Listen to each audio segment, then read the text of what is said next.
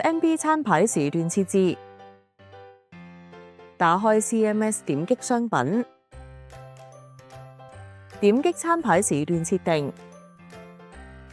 點擊地點選擇，選擇目標地點，進入對應門店嘅設定頁面，點擊加號新增分組，填寫分組名稱同分組標籤，點擊確定，點擊啟用 icon， 點擊服務時間範圍，填寫服務時間範圍，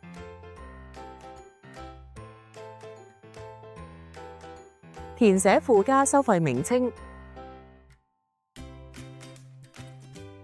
選擇附加收費類別，收費類別可選擇金額或者百分比，填寫對應數值。選擇商品在服務時間範圍生效有兩種方法。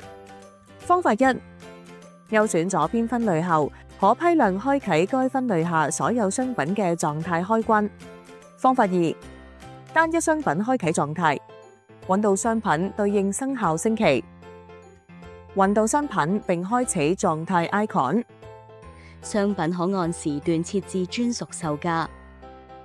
直接在修改價格欄輸入對應時段嘅定價，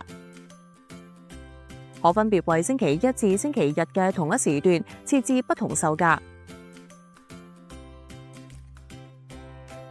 所有設定完成後，點擊右上角儲存按鈕，保存所有修改。